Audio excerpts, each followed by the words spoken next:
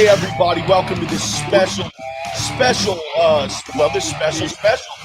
We are now on YouTube and simultaneously on stereo for this Breaking the Code special. And I'm going to hand it over to Frenchie, who is going to run us through what the hell we got going on tonight. All right. So, look, thank you very much for joining in. I got with me today, as usual, Jay Wade. But we also have Mr. ASG from Let's Get Ready. And also from, I think, the Gold Standard is your show? Yes. That's going to be our, All right. Our FCL show. And we might actually talk about a bit of first class league because I'm completely in the NAIA here. But we also have from Canada, yay, fellow Canadian, Mr. Ryan. How are you doing today? Very good. How you guys doing? I'm pretty good, thank you. But nice. All right, so let's go right into it. I'm completely oblivious, and I think I'm not the only one probably, but something happened on backstage. I think you, my man, Mr. AG, have the information, so let us react to it. Yes, so Christian came on, and he made some announcements as per things he does when he's on. So, first thing was that there's going to be 2 Star Wars tournaments, which was hinted at, but now confirmed. The first one will be 8 people, 1 from each faction, in May. And then the other one will likely be 16 people, and that'll be the one going into Spectacular. Okay, so it kind of feels like almost like a rookie tournament and see who gets injected into the normal tournament. Is that just me, maybe? Well, it's 1 per faction, so it's not necessarily going to be the rookies, depending on the faction, As Ace and Kelly. But we probably won't see top Kelly, 5. I was about to say, actually, that problem is likely solved because Kelly, I think they said, isn't going to play Damon until May, so you're definitely going to submit Ace in that scenario. Okay. But whether it's, if he has the time, Scrimshaw or Sullivan, you can't do both, and neither of them are rookies, so. Yeah, okay. That's very interesting to me. I would like, I don't have any negative opinions on it, but I would like to know the logic behind it. I just don't understand the point in that. What, to have a smaller tournament and then have a bigger one later, especially, I guess maybe you didn't want to have a big one right away because, then you can only have Star Wars matches for a bunch of matches early in the season. And this way you can kind of space it out, and factions are going to have to make decisions, especially ones that it's not clear which one the better Star Wars player is.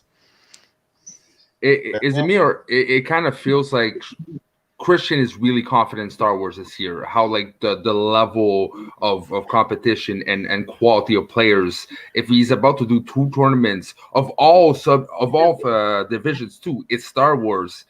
That sends a strong message. Yeah, it definitely sends a strong message to me that sorry, Ryan, that no, go ahead. That the Star Wars is being like solidified. IG still up in the air. They said maybe 2 IG, but it was pretty more confident 2 Star Wars, and now that's even continuing further. And you, Ryan, what do you think? Well, I also think too that Christian wants to get these rookies, these new people out there for everybody to see.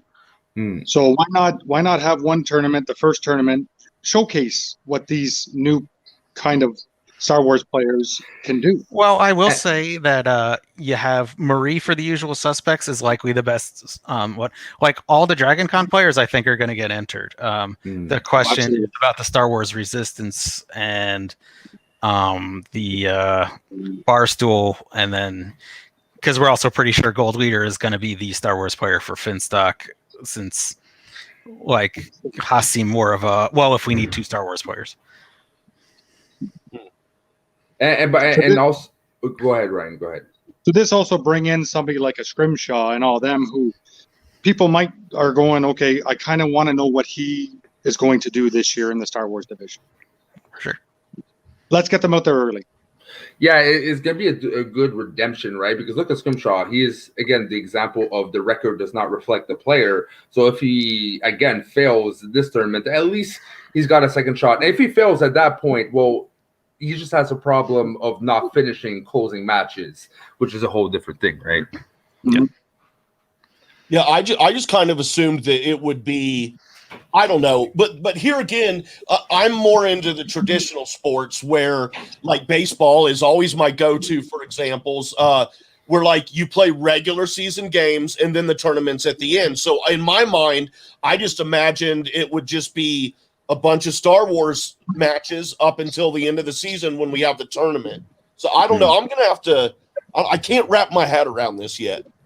Okay, but I mean, my thing though is that the difference though is in this tournament, it's like especially with 16 players, it's almost like everybody's in, so it's just a question of seeding for that tournament. So, and the other thing I like about this tiny tournament, especially when you're talking about the rookies and the Dragon Con people, you win this tournament, you got your quick way to the belt without having to be like, well, I won enough matches, but I still have to wait till winning a tournament because I can't have enough matches to get to the belt in my first season. It's almost impossible.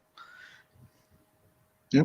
No, I actually like that analogy, but I think that that first tournament, even if they made it like a seeding tournament, okay, so you have these players. They probably will. Is that the way that they're going to go? That would be my guess, but we'll see. So how would you do the seeding out of just like all the rookies, or is there rookies that are probably going to be favored not to be in the seeding parts, and who would you inject in the seeding parts in your opinion? Let's start with let's go with Jay Wade. I don't know. I can't wrap my head around this, man. Because I mean, I don't know. All right, what about you, ASG? I think that you're going to have the rookies in the first tournament, but then you're going to have people like Ace against. No, but I'm talking about the seeding, right? Like the play-in matches that we're talking about. No, you won't need play-in matches anymore because it's 8 people, so it's just 8, 4, 2. Yeah, winner. We have an even number faction now, so no more play-ins. Yeah. Okay, because I thought maybe they would have put play-ins to, especially the really unknown rookies that don't really have any hype on them, might have to prove themselves even more, and maybe have another Ace storyline too. Because Christian's big on storyline, right? So yeah, I think it's more throw them into the fire. If you haven't proven yourself in even one match, you get thrown to the 1 seed. Let's see how you do against Ace or Scrimshaw. Yeah, you're in the big leagues now, man. It's time to put up or shut up, and if you can't hang here, then you gotta get out. So yeah, I'm with you, man. Proving yourself is what you did before you got drafted. That's how you got drafted, is because for the managers on whatever level they see it, you have already proven yourself. Now you've just got to prove yourself in the big leagues. It's going to be interesting. I just still kind of can't wrap my head around it. I've just never, like I said, though, I'm into traditional sports. Maybe this is common for more wrestling, MMA type stuff, and I'm just not aware of it. But, hey, man, cool. Star Wars, that's all I care about. There you go. Before we go on, to anyone listening right now, and even to Ran ASG, if you haven't done it yet, share this stereo, get people going. If you have a question on, do not hold back. Ask question, be respectful, but ask them, and it will be our pleasure to answer those questions. All right, and if you haven't already, subscribe to Jay Wade's network, which is JCast, to my network, which is Schmoedown, or to Let's Get Ready, which ASG is a part of. I'm preemptively to make sure Justin doesn't call in and be like, "Hey, promote LG." LGR. Hey, I'm stoned. You can't even plug it right. Oh, it's letters. Don't ask me to abbreviate things when I'm high. Lucky bastard.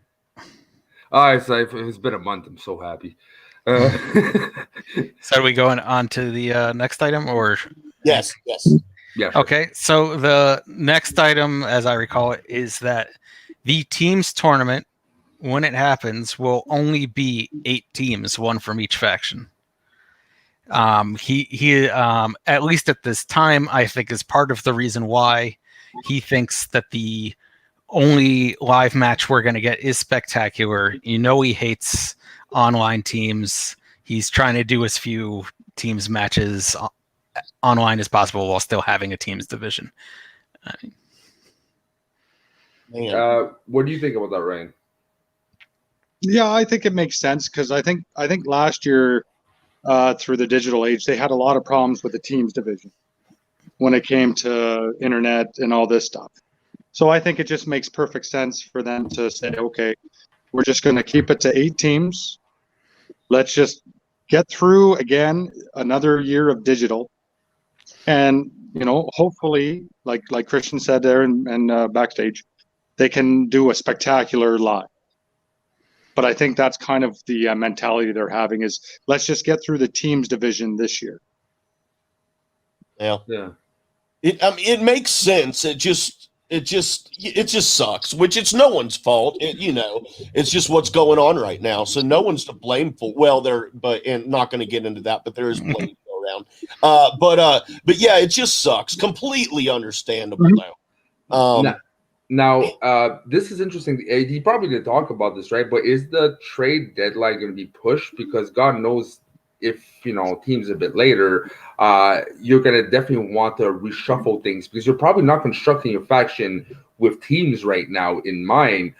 But when that happens, you might not find a perfect fit. So how is that going to work?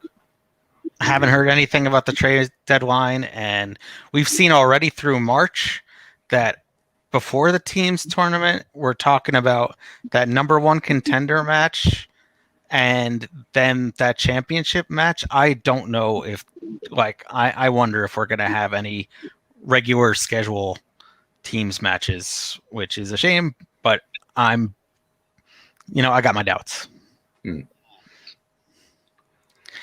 Anything else was said on backstage? But just before we go to that, that means also that you talk about that Marisol trade. Now it's, which team do you submit? And that's going to be a question they'll have to think about all year. Yeah, I feel bad for the managers because I'm wondering if they had this knowledge before they drafted. Because when you're drafting, if you're under the assumption you can have more than one team, that's going to play into your draft decision big time.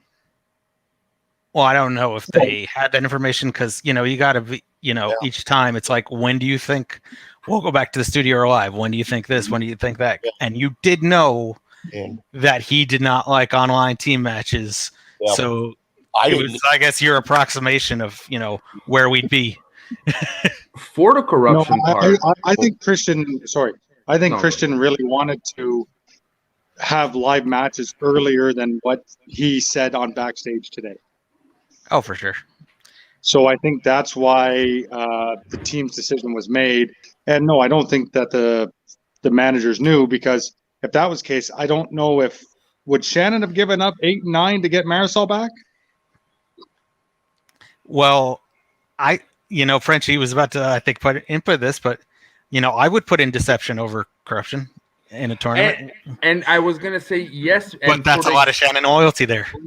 But at the same time, for a reason, because IG's become so big, the expansion in categories is so huge. Having a player that will have 3 divisions or 2 divisions is going to be harder, especially if they touch IG. So maybe they won't even want to play corruption because they're both kind of splitting probably their attention. And I think you found a good, solid, in most places they would be an A team or like A minus team, but because they're with corruption, a solid like B team, right? They can still bring in points. So that's why they're dangerous. Corruption is fucking dangerous. You got 2 split division players and one hell of a team that only can improve, right? So that this is gonna be interesting to see unfold. So if you're corruption and you're Shannon Barney, you are definitely not going to have Kalinowski and Ellison as your team, right? Yeah, no. But if you're Shannon Barney, I'm making really. Yeah. Oh, it was supposed to be funny. Oh, dude. Yeah, you have that conversation with Mike. Yeah. No, yeah. I mean, obviously that's your team. Obviously. Yeah. I don't know. Now I want to know how the draft would have gone if they had this knowledge at the time of the draft. Man, that would be very interesting to see how or if things would have changed a little bit. Yeah. Christian didn't have that knowledge before the draft, though. So, like I said, I don't know if Shannon makes that trade if she knew what was going on with the teams division. But she had to know it was a good chance of it happening. Anyway, it's absolutely. It's like, yeah. But it sucks for them. It's cool for us because we're gonna see a shift. We're gonna see things happen, and it's going to be interesting because it's going to feel different from last year, I think, and I think that's what we want, right? Every year to have its own unique feeling in the way it flows, and how the teams are comprised. Now, come trade deadline.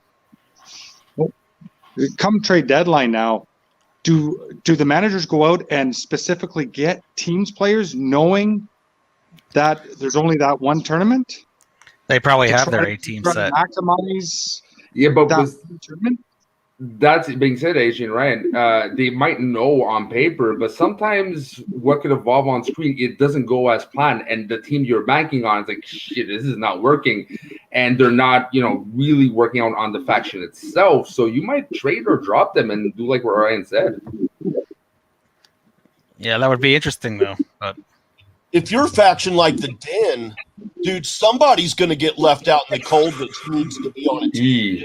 Yeah. You know what I mean? Because right off the top of my head, you've got Yodi and you've got Preston and you've got Goddard. All three of those guys and Alonso be on a team. And Sabashvili.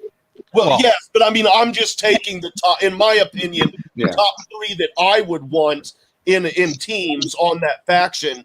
I mean, somebody. Well, in my opinion, I'd want Alonso with one of those three.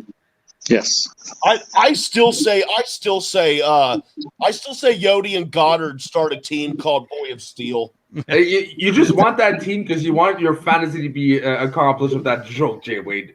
Yeah. It would be cool to come true.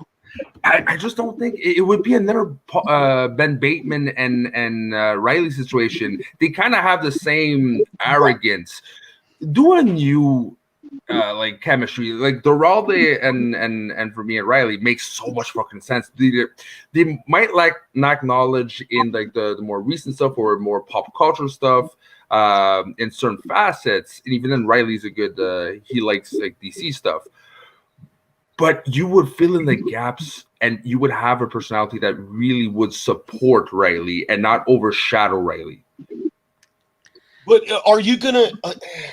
I still go Alonso and Paul Preston, but I would rather have Yodi on a team than Preston. But I think Goddard would match up better with Preston than he would with Yodi. But does he really? I think I don't know. I'm having a hard time visualizing Yodi and Goddard on a team together. Does Goddard just concentrate on IG and not even worry about teams? That would be a move for sure. Yeah, it would be. Because I can I think Preston and Yodi would be the team to form. Where does that leave Alonso? Much faith in Preston. Well, I don't know. You see, Duralde, here's the thing. He is an amazing player. What was missing is someone to really show him the ropes, right? Who else better to show him the ropes than the guy that fucking started the thing and knows the game inside out? So you might have found your solution right there of the Duralde problem. Amazing player, knowledge, but not the best player. So for me, it makes more sense. I think he might be in the best players. He just hasn't been given that opportunity. But real quick for our stereo listeners, we got 3 of you there. Feel free to leave us messages if you like. We'll play them here on the show. So don't be shy. We need the interactivity. Yeah, let us know. The purpose of the show, people. So should I go with the big piece of news now? Yes. Yeah, please. Okay. I'm probably not going to explain this well because it took me a while to think about it. Okay. So basically, Christian doesn't want especially title matches to be between 2 people of the same faction. Because he doesn't want to give away, he doesn't want a faction to get a quote unquote free 7 points, free 8 points, free 10 points, whatever. So he came up with a solution.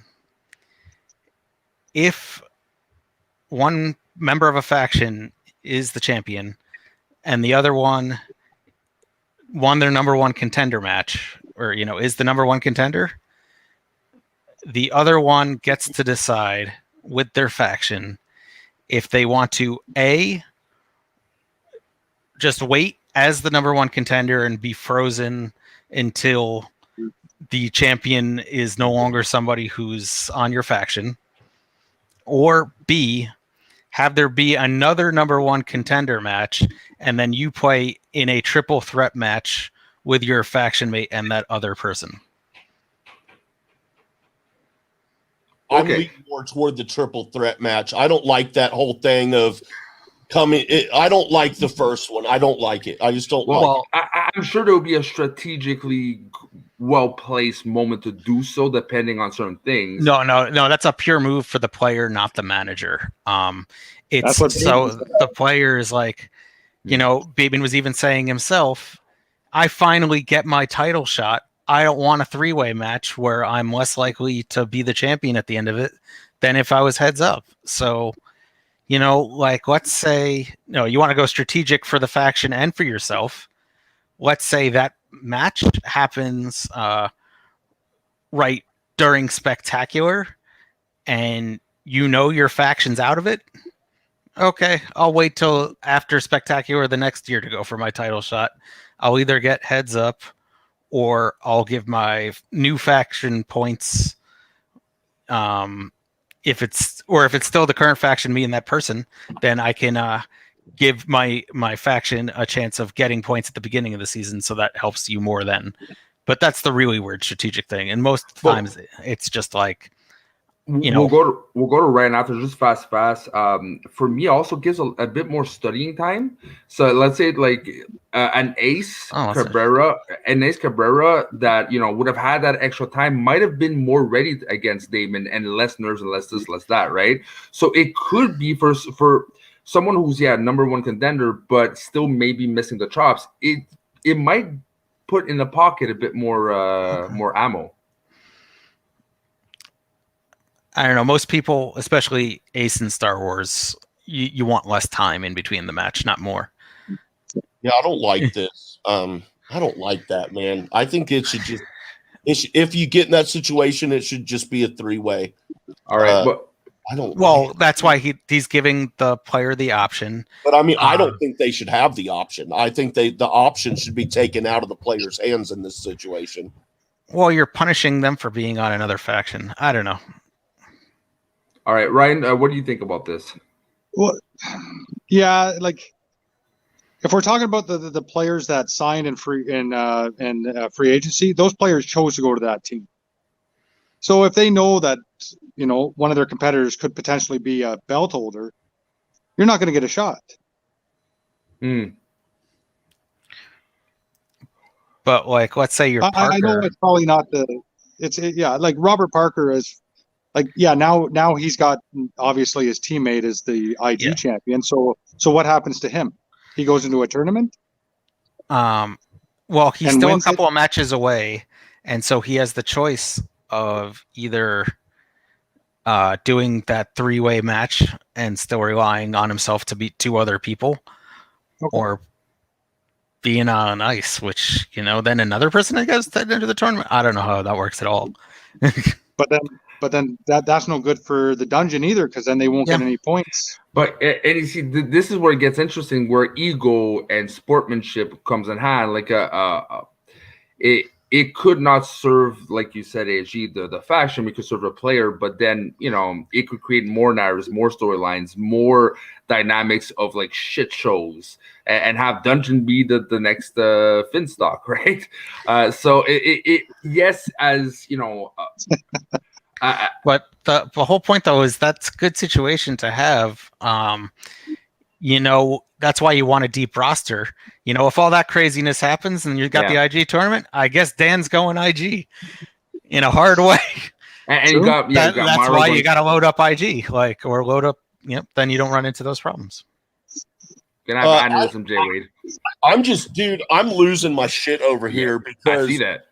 Because I cannot stand even the thought of of doing anything as far as storyline or drama or any of that kind of stuff that compromises the competition. It doesn't compromise it though. Any kind of intentional drama that gets inserted is going to affect competition. And I don't like the thought of things being like, well, we can do it this way and we'll have the competition, or we can do it this way. It'll bring in a bunch of drama, which will be awesome, but it'll affect the competition because hold on, Frenchie. Because if it's supposed to be a sport, then career stats matter. Wins, losses matters. Every single call that is made matters. It all matters.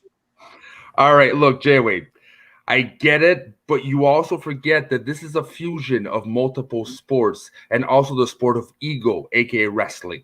Okay, wrestling is all about ego as much as the flips and the smashes and the hits. This is not like Christian said. This is not a traditional sport. If you're going a traditional just performance, 2 teams against, yes, but do not forget the fusion of it. This is multiple things and wrapping into one monster brainchild of Christian. Okay, so if I get it in your point of view, but you're just seeing it one way. They have to serve the people who are there because of the wrestling aspect. They have to serve people who are there because of the competition aspect. They have to serve people who are there because there's a lot of things to service, right? Because they're touching a lot of inspiration. So yes, I agree with you. If this was hockey, baseball, if this was things like that, this is not that. This is a sport of performance as much as for statistics. So, yeah, what I wanted to say though is like, I think the issue is not the comparing the different kinds of sports. It's that you're combining a team sport and an individual sport. So you're talking about, you know, as you said, you say the ego, but it's also like the champion. Like in UFC, I'll throw wrestling out of it because, you know, whatever. But in UFC or boxing, you want to be the champion. You know, that's not just out of ego. That's like what your ultimate goal should be. And even Christian says the ultimate goal should be winning a belt. I think even he thinks it should be winning a belt over winning a faction title. So right now, those things are at a conflict, winning a faction title and winning a belt. And then it's up to each individual which one, and also the faction manager, how much they want to push it. So is it sports entertainment or is it entertainment sports? I'm sorry, Ryan. No, that's fine. Sports. The whole point of sports is competition. Okay, but this is not a traditional sport. But science side, it's the 2 forms of competition because it's not about the entertainment versus sports. It's about Then I'll say it. In wrestling, that shit is scripted as fuck. Those titles, those wins mean jack shit. Here, not scripted. The matches should be legit. There should be no sort of drama or kayfabe or storyline that affects the bottom line, which is these competitors put in a lot of work, a lot of practice. They take a lot of time away from their lives to study for this. That means every little thing matters. Like I said, we're talking about their career stats. We're talking about a future Schmoedown Hall of Fame. All of this matters, and if people are willing to put the competition on the back burner in order to get a little more drama or get some storyline action, that to me, I just don't like it at all. In my opinion, you were completely fucking the players. You were completely fucking. No, but the players know what they're in for. This is Christian's baby. This is his vision, right? Well, I know, but I'm just saying, like when you know that the. Dude, competition should come first. My J-Wade. We'll do this. We'll plan it this way because it'll bring drama, and then the competition, whoever wins. No, it should be. This is a competition. It's sports entertainment. This is a competition first, and then depending on the outcomes of the competition. That's where the entertainment comes in. That's all I'm saying. I'm saying that the competition always should come first. All right, Ryan, go ahead before he pops a vein here. Ryan. Yeah, no, sorry. But isn't this this is the fine line of the movie Trivia Schmoedown? Yeah, it's both competition and a show. Exactly, and So, yeah, so after what I watched, like, and I get it, like some people are in it for the competition, and some people are in it just to see the character work and all that stuff. What I will say is, it like after the Chandru and Mara match, it almost seemed like Chandru was trying to remember what he was trying to say, regardless of the outcome of the match. Yeah. So that's kind of bringing that aspect of sports entertainment into the Schmoedown. yeah. And I get I get it, and because that's what you get out of it. Ryan said it well, right? If you like the competition, that's what you get out of it. You gotta forget that opinion excludes the people who want those things, right? Who are looking for that aspect that you're against, right? So that's why the fusioning of both it goes to your type of a watcher and the people who like a combination of both or just look for that too. You know, there's my girlfriend doesn't watch Schmoedown unless Janine's there, Video Drew's there. There's like certain people she loves to see and see what happens. I stepped out and came back to a different conversation. Didn't even. Real quick, my final word on this, just to be clear, I don't care. It's not about what I want. I'm not. My argument here is not because I am into the competition personally, and that's what I favor. Dude, all of this is 100% on behalf of the competitors who put in all of this hard work. And then all this drama gets thrown in to make things more interesting, and it can fuck with their head and ruin some of their stats. That's where I'm on behalf of them. I understand that, but if you're in a Schmoedown, you kind of know what to expect. There's going to be those things. It's not like you're going blindly and what the fuck's happening. It's part of the product, so they're in advance, kind of like seeing a bit what could be thrown as curveballs or what kind of like emotional stuff that might happen. That's why every fashion is different. They have different types of feelings to them, right? But people who are in the competition will know this is part of the game. This is not just going to be, competition for them and entertainment for us. They're going to be part of the entertainment, or there's going to be a lot of players and storylines going to evolve around that. So yeah, I get it if they were just doing the competition part, but they're part of both as well, so they know what it comes with. Okay, can I ask a question? Yeah. Okay, thank you. If say Chandru won that game, would that after show still would have been the same? No. With him saying, "You didn't do it for me, Winston. I did this all myself." Oh yeah, that would have. Yes. They set it up too much throughout the match. So the storyline still would have remained the same. Oh, for sure.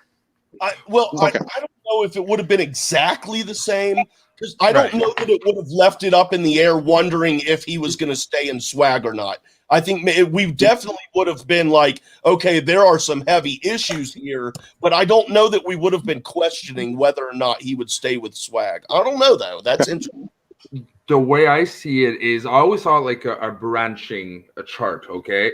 You got probably the very end of the promo changes, or certain little points will change and they're notice advance, but it's not necessarily the end part for most of the promos that will change. It's more what's going to happen in one match, two match, three matches from now. That will shift to something else. And if they win the next match, it will shift into something else, right? That's how I see it. So yes and no, minor changes in the end of the match and more changes at the next couple of matches. So just to say, however, I think it would have been a very different promo if Laura lost. Like Chandru was going along the same theme, but Laura's win versus loss would have gone differently in some fashion. Yeah, that's a good point. That's a really good point. Was there any other ASG, any other interesting, maybe not news, but interesting talking points? He talked up the matches. I can't really think of anything else that was particularly, noteworthy. But Okay, well, I have a question for you though. You're going to be one of the probably one of the must talk to people when it comes to first class league. What do we know? Because is it like I know nothing. I just know that abbreviation exists and it's going to come. That's about it. So what do we know, my man? Okay, so what I'd say we know so far is it looks like it's going to come around, I'd say late March. That's a lot of foreplay. It's a developmental league, because don't call it anything below whatever, they don't want to be called compared to that baseball system. So it's a developmental league. There's nothing wrong with that term, by the way. System. Yeah. There's nothing. No, minor league. They didn't want. Well, there's nothing wrong with that either. I think because they say that makes it seem lesser then. But so they're saying this is a developmental league. It's he wants to compare it to the NXT. I'm not as much of a wrestling guy, so I take it you guys all know what that means. I'll leave it at that. Okay, for me, the way I explain it, and again, I'm not big on wrestling, but I actually enjoyed NXT when the little spurts I did, because I got the concept. It's not as big as WWE, but you have stars on there that could easily be in WWE, but they would be middle pack. They would be, not necessarily the top dominance. But you put them in NXT and they are the top dogs, and they have, people love them. They have fans. It creates more storylines that you can interconnected, because what Christians is aiming for, I'm thinking maybe in a year or two, is you see special events in WWE that cross NXT with SmackDown and Raw. Now, that might happen in the down run, that you can have the superstars of First Class League that will maybe have a special First Class League versus Schmoedown tournament, stuff like that, right? So he's just expanding at a tenfold, which for me blows my mind. Yeah, he did talk about how maybe in the future, somebody on a Schmoebot or whatever brought it up, but in the future, maybe you put some rising FCL people who didn't get drafted into the free-for-all, and if they do really well, or if they win, get MVP, whatever, these factions will be going hard for them as a quickly scoop them up early in the season. And I'm curious, sorry, go ahead. Christian did say though that the free-for-all is going to be in April, second week of April, I think he said. Yeah, so sorry, he said in 2 weeks of the FCL, so it's kind of hard to. He was saying like a future year, not this year for sure. Just like it's an idea for the future. It's an idea for the future, absolutely. Yeah, he's spitballing the potential of what he has in his hands, right? And what Skybound is giving him as potential now that he has some backup. I am curious, because if I understand correctly, there won't be any managers for now in the FCL. Is that correct? Yes, there won't be any faction managers is the current, and at least at one point when he was thinking about how the system would work, he was saying that there would be certain periods of free agency. So you couldn't just see somebody's doing real well and pick them up right away.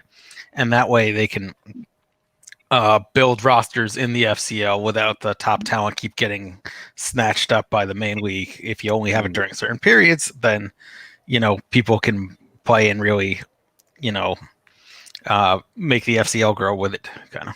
Interesting. Because God knows if ever they're looking for managers, God knows I'm putting my candidate potential in there, because I would live a dream. Like I often just in my head, like I would choose that person, do this team, and we would have this name. If that would happen, man, you would hear me scream like a little girl. All right, and now going on to certain people who haven't been picked and are floating in the air. Is there any minds that you all three come to mind? Any names, I should say, come to mind, or who we could almost guaranteed see in the FCL? Well, sorry, just to add on to that, the head of the FC, Brad, he sent out a tweet saying he was sending out email invites to the FCL for certain people, and a number of people tweeted in a fashion that that you will see them there. And will unknowns be able to apply eventually down the road, or maybe from the beginning? We'll see. It sounds like Brad has his initial list, which is mostly going to be people who were on the draft list that didn't get drafted. But yeah, definitely down the line, they'll definitely be adding people. All right. And could you see somebody like Brett Sheridan?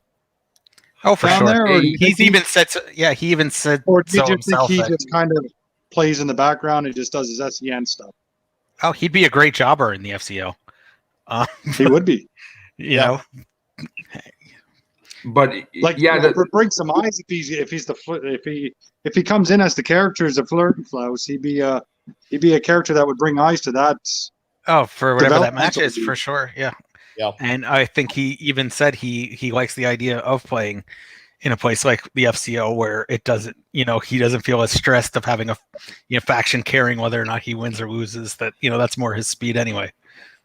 And right off the bat, say you got one superstar. Is there anyone else? Because my memory's fading me here. Anyone else that like big name that kind of got let out of the draft and that could potentially go into the FCL?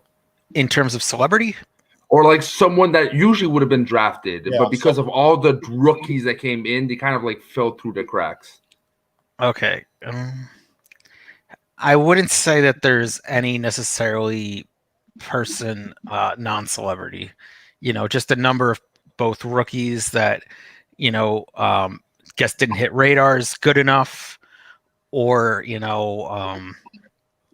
or then, you'll just see amongst a lot of those people, or the people who, with the exception of the couple of, what's his name, Jacob Bundon and Taylor Robinson. Yeah.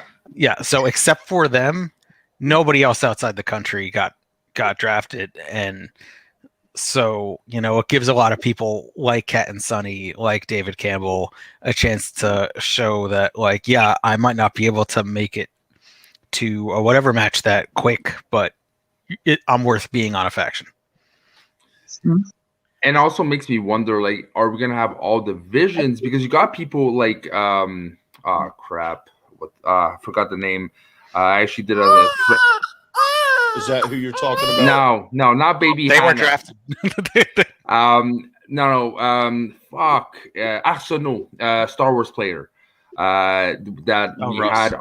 Yeah. Arsenault. You also have Campbell. So you have multiple people in multiple divisions. But if you're having a smaller league, it's only the rookies who probably didn't get assigned. You probably won't have enough, like in IG or in Star Wars, unsigned people to actually do other divisions. The plan is to have every division. I don't know about teams, but definitely singles, IG, and Star Wars. And this also raises the question that it's probably going to be just digital. Even when COVID comes back, we're probably not going to see an FCL studio match. Yeah, and actually the whole point of, or not point, but FCL is going to be live on Twitch. So that'll bring in their Twitch people, but also that brings in the live online aspect. Okay. Star Wars is exclusive to Twitch also, correct? Not this year. That tournament was it's only, when they were experimenting with the different formats. All right. And is there any other information maybe you can inject the ones you can, right? Inject into tonight? I think we covered all the main spots of it. We're just waiting. Now we've seen some of the people that are going to be in it based on tweets, and then we'll see more of what's going to be on it. And there was talk of it being more than just matches, but we're definitely going to see 2 matches and who knows whatever else on Tuesdays in late March. All right. Well, in that case, I'll question for all three of you. Knowing there's the rookies, is there anyone that stands out of being like this person has to be like the rookies that didn't get selected? They might be a contender for an early win belt. I know nothing about the rookies, so I can't comment on this. Although I do want to just say real quick before we move too far away from it that I think it would behoove them to have Zaflirt and Flouse do something for the Schmoedown other than just playing, like have them do little segments or maybe even call some matches, but they need to utilize that character for more than just matches. That would also help draw in consistent views. I think. The rumor is that that's what they're going to do with Warfather, but that's just a rumor. That's cool. I like that. I like that. Like, he's such a fun character to look at, but he's not that good. not in the Schmoedown standards, that's for sure. No comment. Okay, look. At first, I didn't like him. I'll be honest. At first, I find it he was kind of stiff, but there's something about a stiffness that's still enjoyable. He's so awkward. It's like, yeah, okay. That pay-per-view with Janine was something else. But a lot of people responded to it, though. I understand the cringe, but there's a lot of people that spoke to them. So there's still something there to work on. Oh, yeah, for sure. And he would be great for a segment, especially if, as I said, that's just rumors that he would be segments outside, like what you were talking about with Surfort and Fuss, that they might bring him on to do something like that. But now, if he's away from Kate being her comedy self, does that enhance the Flirt and Flouse that much more? Yeah. Because you don't have Kate in the background doing her thing, As long as you have somebody to yes and with, which I'm sure at least Brad will be or whatever. Oh, yeah, exactly. But yeah, I find he shines better when he's alone. He's doing his own thing, right? There's something about not interrupting the flow and just him doing whatever he wants by himself, almost, that it's kind of genius on its own. And that, oddly enough, that's one character it took me time to warm up, because at first when I saw him, I'm like, nah, this is not working. But more to kind of Schmoedown and Harloff. But yeah, I know. More Schmoedown and Harloff keep pushing it on me. I'm like, okay. And then I'm like, yeah, Flirt Flouse. But it took me some time. I don't know. To me, keep SCN separate from, if you want to introduce the characters to Flirt and Flouse is when he was drafted, sure. But yeah, I didn't like the whole spectacular, I'm going to turn into him. I don't know. A little too much theatrics for my tastes.